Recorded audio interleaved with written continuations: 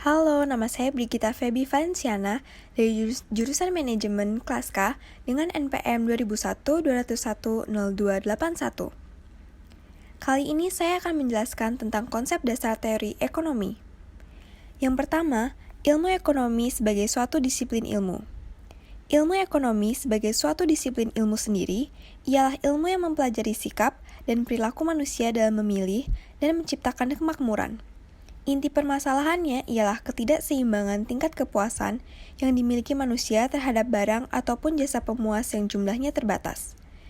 Selanjutnya, ilmu ekonomi dibagi menjadi 3.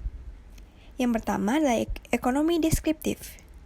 Ekonomi deskriptif adalah ilmu ekonomi yang mendeskripsikan data-data yang menjelaskan berbagai fenomena dan kenyataan yang terjadi.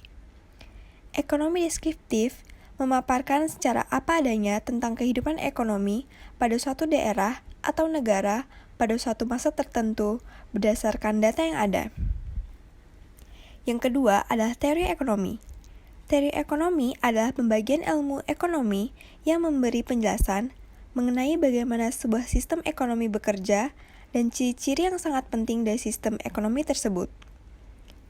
Teori ekonomi ini dibangun atas landasan dari pengamatan sebab akibat yang didasarkan pada aksi dan juga reaksi yang ada dalam kehidupan ekonomi masyarakat. Secara umum, teori ekonomi ini dibagi menjadi 2 jenis, yaitu ekonomi makro dan ekonomi mikro. Ekonomi makro merupakan jenis teori ekonomi yang mempelajari mekanisme kerja perekonomian secara keseluruhan.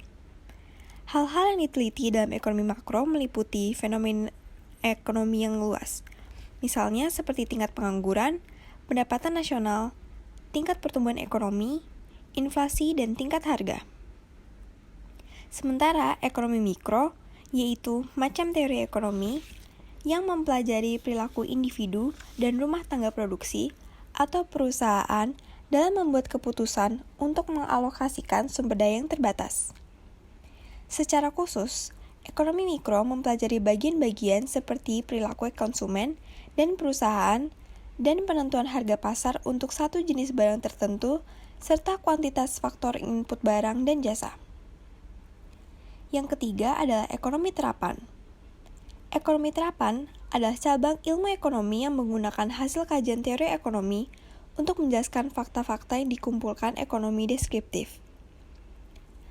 Beberapa ilmu teori ekonomi yang digunakan, seperti pengukuran, metode analisis statistik, dan ekonometrik untuk menjelaskan fenomena ekonomi dan untuk menginformasikan kebijakan ekonomi dengan akurat. Selanjutnya adalah penjelasan tentang kerangka ekonomi makro. Kerangka ekonomi makro adalah bentuk kerangka kerja pemerintah dalam meningkatkan pertumbuhan ekonomi dengan pelaksanaan kebijakan ekonomi yang berdampak makro atau keseluruhan. Kerangka ekonomi makro biasanya disampaikan oleh Kementerian Keuangan kepada DPR untuk menjelaskan rencana pembangunan ekonomi dan langkah-langkah kebijakan fiskal yang dapat diambil untuk pelaksanaan kebijakan tersebut. Kebijakan fiskal sangat berkaitan erat dengan APBN. Hal ini dikarenakan APBN merupakan alat bagi pemerintah untuk melaksanakan kebijakan fiskal. Dan kebijakan fiskal ini diharapkan mampu meningkatkan pertumbuhan dan pembangunan ekonomi nasional.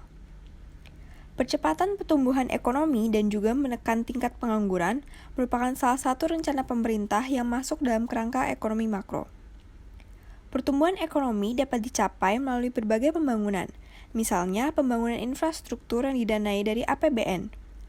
Pembangunan ini dapat membuka lapangan pekerjaan, sehingga tingkat pendapatan masyarakat meningkat, dan tingkat kesejahteraan masyarakat juga meningkat.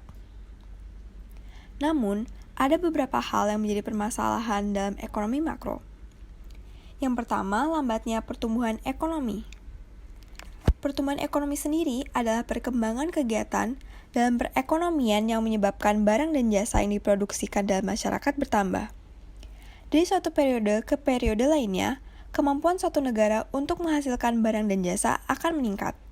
Hal ini disebabkan karena faktor-faktor produksi akan selalu mengalami peningkatan dalam jumlah dan kualitasnya. Di Indonesia sendiri, perkembangan kemampuan memproduksi barang dan jasa kerap kali lebih besar dari pertambahan jumlah produksi, sehingga pertumbuhan ekonomi lebih lambat dari potensinya. Hal itu yang menyebabkan lambannya pertumbuhan ekonomi.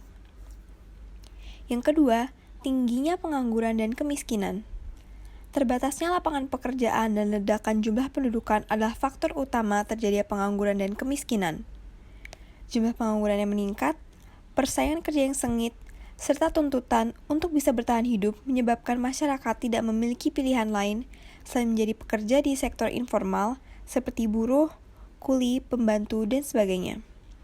Hal tersebut menjadi pemicu kemiskinan, karena masyarakat tidak mampu memenuhi kebutuhan dasarnya seperti sandang, pangan, papan, kesehatan, dan pendidikan. Yang ketiga, inflasi dan defisit APBN. Kenaikan harga barang yang merupakan dampak dan terjadinya inflasi akan mempengaruhi perekonomian dan daya beli masyarakat. Tingginya laju inflasi mengakibatkan BI melakukan pengetatan di bidang moneter. Akibat buruk inflasi adalah menurunkan taraf kemakmuran segolongan besar masyarakat. Inflasi yang bertambah serius cenderung mengurangi investasi yang produktif, mengurangi ekspor, dan menaikkan impor. Yang keempat adalah masalah neraca pembayaran. Neraca pembayaran itu sendiri merupakan suatu ikhtisar yang meringkas transaksi-transaksi antara warga suatu negara dengan warga negara lain selama jangka waktu tertentu, atau biasanya 1 tahun. Dalam neraca pembayaran ada 2 komponen penting, yaitu neraca perdagangan dan neraca keseluruhan. Jika neraca pembayaran mengalami defisit, itu artinya pembayaran ke luar negeri melebihi penerimaan. Hal ini dapat mengakibatkan harga valuta asing meningkat dan harga barang impor melonjak. Sekian penjelasan saya tentang konsep dasar teori ekonomi. Terima kasih telah mendengarkan.